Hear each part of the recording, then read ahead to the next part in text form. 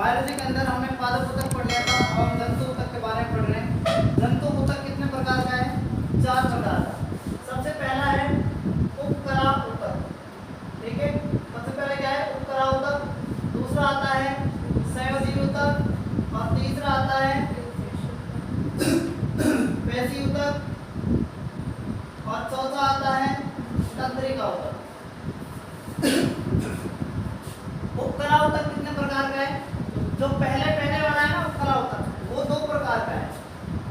पहला कौन सा है? सरल उपकला ऊतक और दूसरा क्या है? संयुक्त उपकला ऊतक। पहला ये है और दूसरा ये है। ठीक है, सरल कितने प्रकार का है? 5 प्रकार का। सरल उपकला ऊतक 5 प्रकार का है। पहला कौन सा है? सलगी, दूसरा है घनाकार, तीसरा है स्तंभाकार और चौथा क्या है? पक्षमाभी एपिथेलियम। और छठा क्या है? 6 से याद रखना, छठा छदम स्थिर एपिथेलियम। संयुक्त उपकला ऊतक 2 प्रकार का है, स्थिर संयुक्त और परिवर्ती संयुक्त। वेलकम टू ऑफिशियल ज्ञान बिंदु क्लासेज। हम बायोलॉजी के अंदर टिश्यू का टॉपिक पढ़ रहे थे। हमने पादप ऊतक के बारे में पढ़ लिया है। आज हम पढ़ेंगे जंतु ऊतक के बारे में। तो जंतु ऊतक क्या होता है? तो जंतु ऊतक में क्या होता है? जंतुओं में विभिन्न प्रकार के ऊतक पाए जाते हैं और जंतु की जीवन शैली के अनुकूल होते हैं। जीवन धीरे धीरे चलता रहता है, वैसे ऊतक चलते रहते हैं। तो जंतुओं के शरीर में एक बात आपको याद रखनी है कि जीवन भर वृद्धि नहीं हो सकती, मतलब कि जीवन भर ये बढ़ोतरी नहीं कर सकते। जंतुओं में विभाजित क्षेत्र की कोई निश्चित सीमा भी नहीं होती कि भाई यहाँ तक बढ़ेगा, यहाँ तक इसका विभाजन होगा, जैसे कि पादप ऊतक में विभाजन हो रहा था।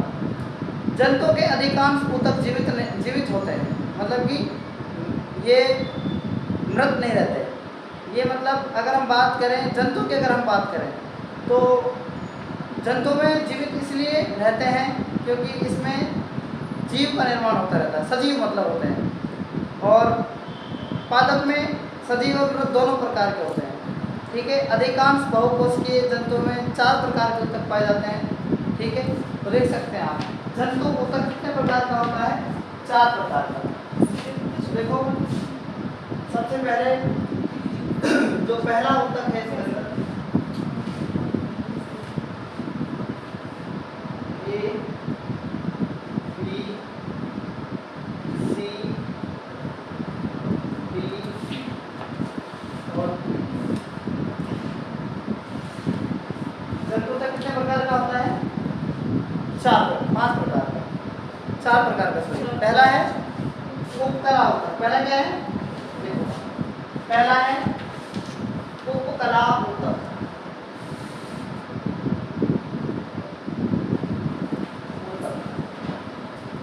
ठीक है, पहला क्या है? उपकला ऊतक। दूसरा क्या है? दूसरा क्या है? संयोजी ऊतक।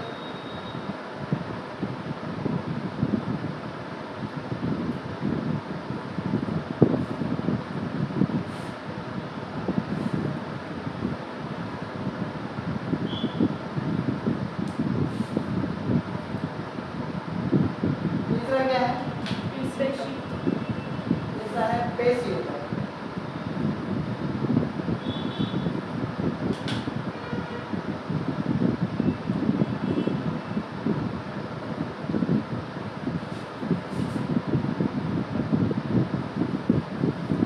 चौथा क्या है? तंत्रिका ऊतक।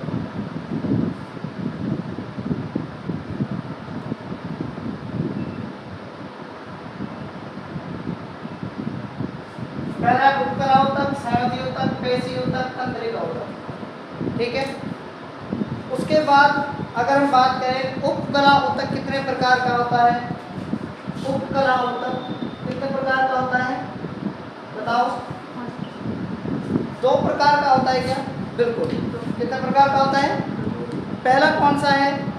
सरल उपकला ऊतक और दूसरा है संयुक्त उपकला ऊतक। तो उपकला ऊतक 2 प्रकार का होता है। कितने प्रकार का होता है? 2 प्रकार का।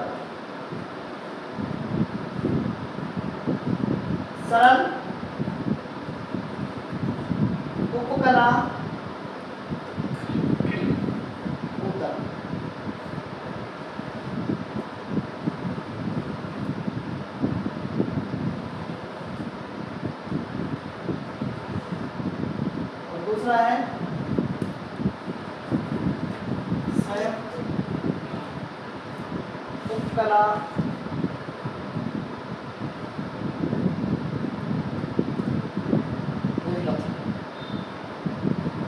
पहला कौन सा है? सरल उपकला ऊतक और दूसरा है संयुक्त उपकला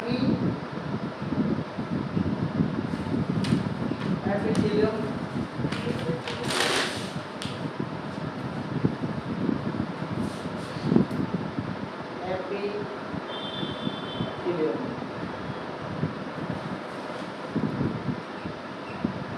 और दूसरा है घनाकार एपिथेलियम।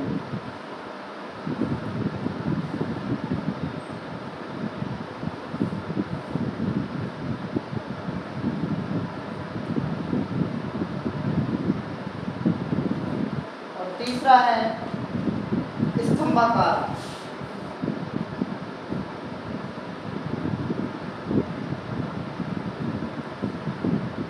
और चौथा है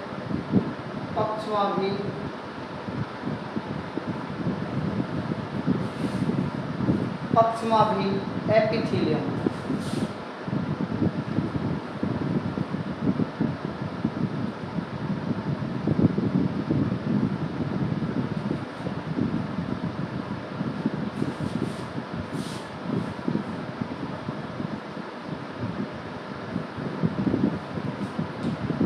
और पांचवा है छदम स्तरित।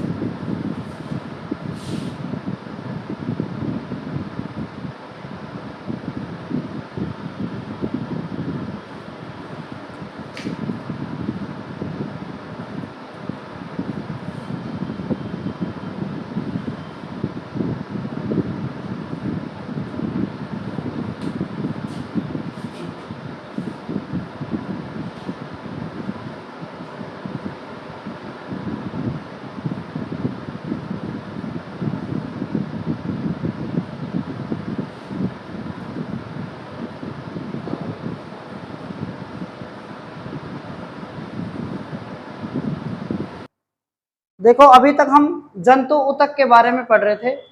जंतु ऊतक 4 प्रकार का होता है। पहला है उपकला ऊतक, दूसरा है संयोजी ऊतक, तीसरा है पेशीय ऊतक और चौथा है तंत्रिका ऊतक। जो उपकला ऊतक है वो कितने प्रकार का है? दो प्रकार का। पहला कौन सा है? सरल उपकला ऊतक। और दूसरा क्या है? मिश्रित है, मतलब संयुक्त। मिश्रित को संयुक्त भी कह सकते हैं अपन। संयुक्त उपकला ऊतक। जो उपकला ऊतक है वो कितने प्रकार का होता है? 2 प्रकार का है ना। कौन कौन सा? सरल और संयुक्त। सरल कितने प्रकार का है? 5 प्रकार का। और जो संयुक्त ऊतक है वो कितने प्रकार का है?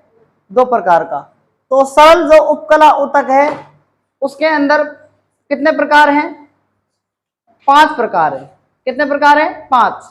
सबसे पहला है सल्की एपिथेलियम, फिर घनाकार, स्तंभाकार और पक्षमाभी, और फिर उसके बाद है छदम स्तरित एपिथेलियम। ठीक है, तो मैं इनके प्रकारों के बारे में लिख रहा हूं। जो उपकला ऊतक है कितने प्रकार का है? 2 प्रकार का। एक तो है सरल उपकला ऊतक, दूसरा है संयुक्त उपकला ऊतक। इसके अंदर जो सरल उपकला ऊतक है वो कितने प्रकार का है? 5 प्रकार का। तो एक बार मैं डिटेल लिख देता हूं इनकी। जो पहला है वो क्या है? सल्की एपिथेलियम। सल्की एपिथेलियम,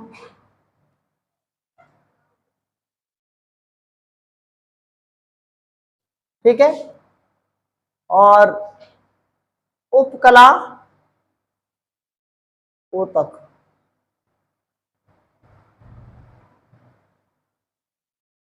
दूसरा क्या है? सेकंड क्या है? घनाकार। घनाकार एपिथेलियम और उपकला ऊतक। तीसरा क्या है? स्तंभाकार, घनाकार, उपकला ऊतक, और सी क्या है? स्तंभाकार, और डी है पक्षमाभी,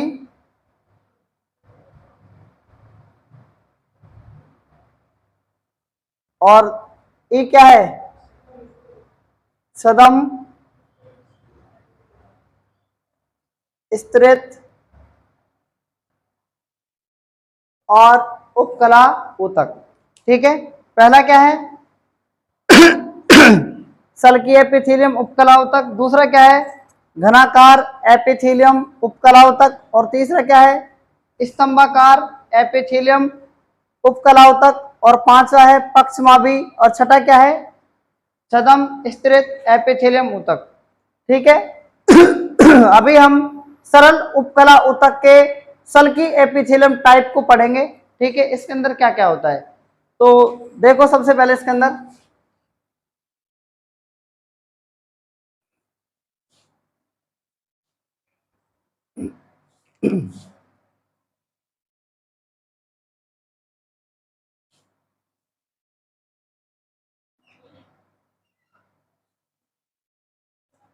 इसकी डिटेल के बारे में लिखेंगे।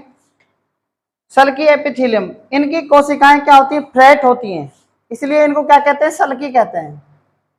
इनकी कोशिकाएं क्या होती है, फ्लैट, चपटी जिसको बोलते हैं। इनकी कोशिकाएं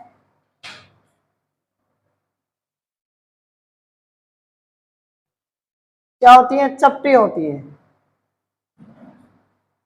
चपटी होती है। ठीक है, इनकी कोशिकाएं क्या होती हैं, चपटी होती हैं। उसके बाद ये बहुत पतले तथा कोमल स्तर का निर्माण करती है, मतलब पतली प्लस कोमल, इनका क्या होता है, लेबर होता है, कोमल स्तर होता है इनका। स्तर कैसा होता है, पतला और कोमल। उसके बाद शरीर का रक्षात्मक कवच इन कोशिकाओं का बना होता है।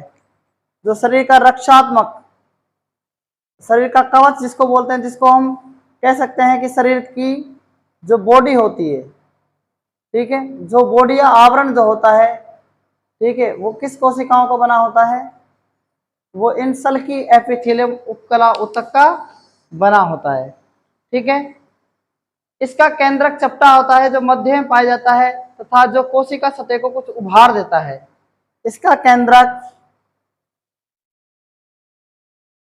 या इनका केंद्रक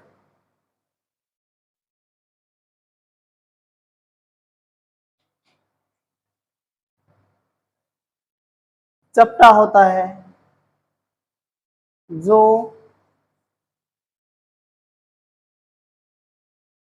बीच में पाया जाता है। बीच का मतलब केंद्रक तो हमेशा बीच में पाया जाता है, कोशिका के केंद्रक बीच में पाया जाता है। उसके बाद जो कोशिका सतह को कुछ उभार देता है, जो कोशिका सतह को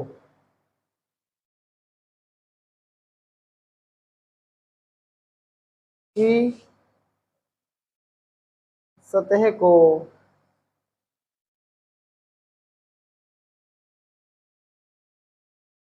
उभार देता है। ठीक है, जो कोशिका की सतह को क्या देता है, उभार देता है।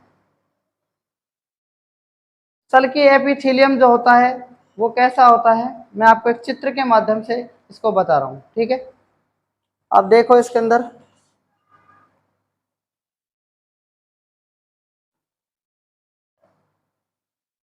इस तरीके से, ऐसे ये एक उभार की तरीके से होता है, मतलब कि इस तरीके से उभार, ठीक है, इस तरीके से होता है।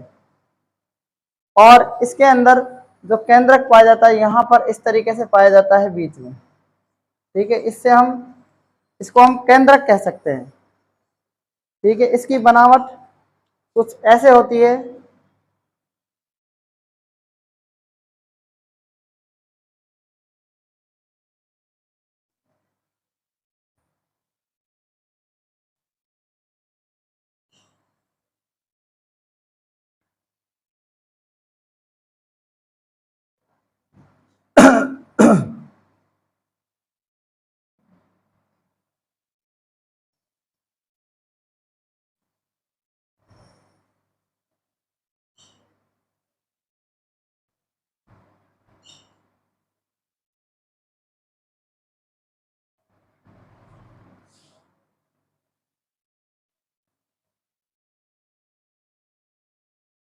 ठीक है, ये क्या है, सरल उपकला ऊतक का एक मोस्ट इंपॉर्टेंट उदाहरण है। ठीक है, इसको हम इंग्लिश में बोलते हैं स्क्वैमस, SQUAM। ठीक है, जैसे स्क्वायर सबसे बना है मतलब ये, और MOUS स्क्वैमस, मतलब कि एक स्क्वायर के रूप में हम कह सकते हैं इसको। सल्की को इंग्लिश में स्क्वामोस कहते हैं। ठीक है, इस सल्की एपिथेलियम त्वचा, मुख की परत, श्वसनिया, अंतःकरण, मुख गुहा, ग्रसनी, कॉर्निया, रुधिर नलिका, जीभ, वायुकोश, आहार नाल के ऊपर पाए जाते हैं। ये ऊतक सुरक्षा, स्त्रावन तथा गैसों के विनिमय में सहायता करते हैं। मतलब मेरी बात समझ में आ रही है? मैंने आपको बताया कि मुख गुहा, ठीक है, त्वचा, मुख की परत, तो ये कहां कहां पाए जाते हैं मैं आपको बता रहा हूं इसका। ठीक है, ये ऊतक एक तो पाया जाता है मुख गुहा। मुख गुहा किसका काम करता है? मुख गुहा का क्या होता है बताओ? अगर हम मुख गुहा की बात करें तो मुख गुहा के ऊपर क्या होता है, एक कवच चढ़ा होता है जिसको हम आवरण बोलते हैं। ग्रसनी, ग्रसनी आपने सुनी होगी। ग्रसनी कहाँ पाई जाती है? ये भी कहाँ? अंदर गले में पाई जाती है। और कार्निया, कार्निया कहाँ पाया जाता है? आंख के अंदर पाया जाता है। तो मतलब ये जो कार्निया है ना, ये भी एक तरीके से आवरण ही है। और त्वचा की अगर हम बात करें, त्वचा, त्वचा की भी बात करेंगे। और मुख की परत, मुख की परत, किसकी परत पाई जाती है? मुख की परत। श्वसनिया, अंतःकरण, मुख गुहा। श्वसनिया,